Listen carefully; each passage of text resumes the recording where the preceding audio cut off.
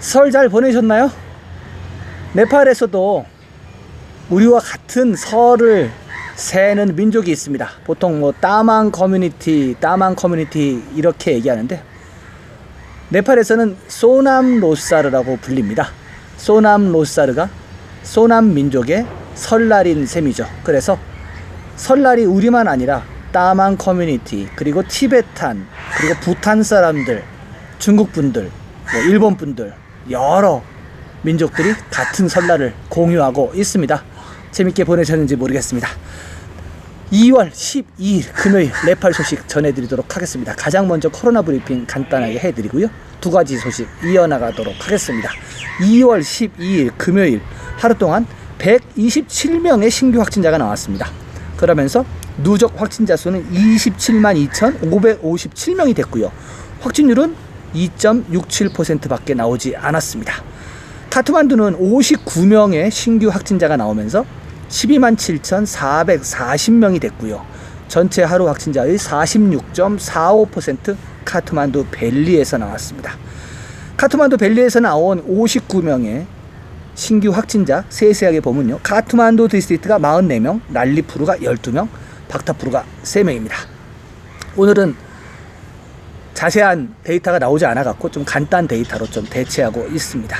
사망자는 2명 나왔습니다. 2명 나오면서 2,054명이 됐고요. 사망률은 여전히 0.75% 보이고 있습니다. 활성화 사례는 전날보다 11명이 줄어들은 1,707명이고요. 완치자는 136명이 추가되면서 누적 완치자 수는 26만 8,796명이 됐고요. 회복률은 98.62% 보이고 있습니다. 검역선은 8명이 줄었습니다. 8명이 줄어드는 79명이고요.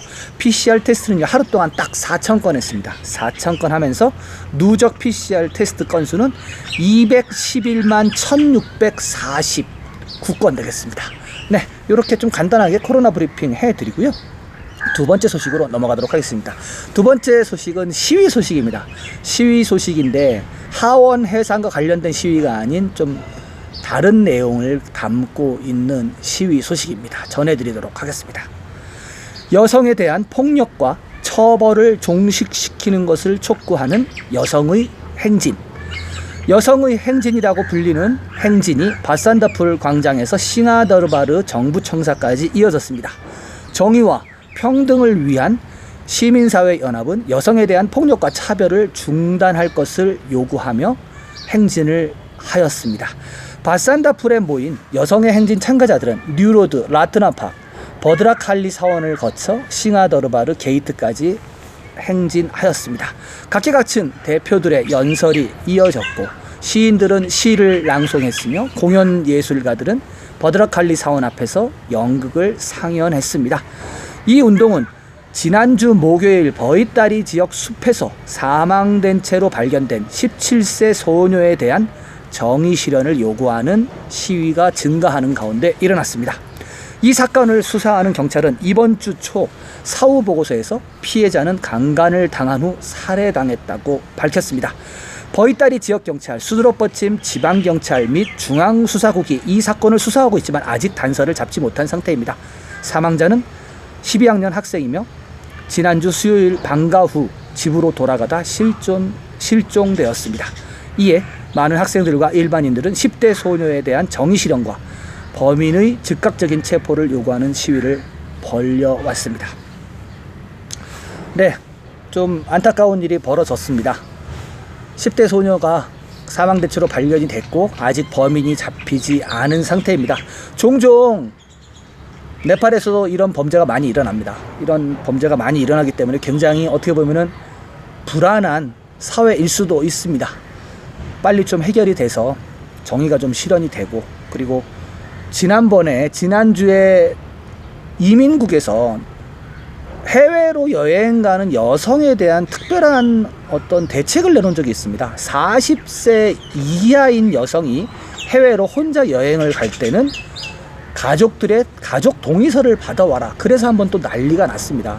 아니 무슨 한두 살 먹은 어린애도 아니고 40살 안 된 여자면 왜 가족 동의서가 필요한지, 그것 때문에 또 한번 시위가 여러 군대에서 일어난 적이 있고요. 아무튼 지금 여성들의 어떤 권리 신장이라든가 아니면 차별, 이런 것들을 해소시키기 위한 여러 가지 시위가 곳곳에서 일어나고 있습니다. 네, 두 번째 소식 이렇게 하고요. 세 번째 소식은 앞서 제가 뉴스 어두에 말씀드렸던 설날 소식, 소남 로사르 소식을 좀 전해드리도록 하겠습니다.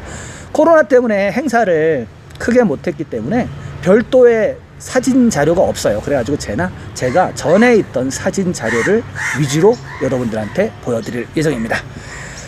전해드리겠습니다. 따망 커뮤니티 사람들이 금요일에 서로 인사를 나누고 전통 요리를 즐기며 2148회를 맞는 소남 로사르를 축하했습니다.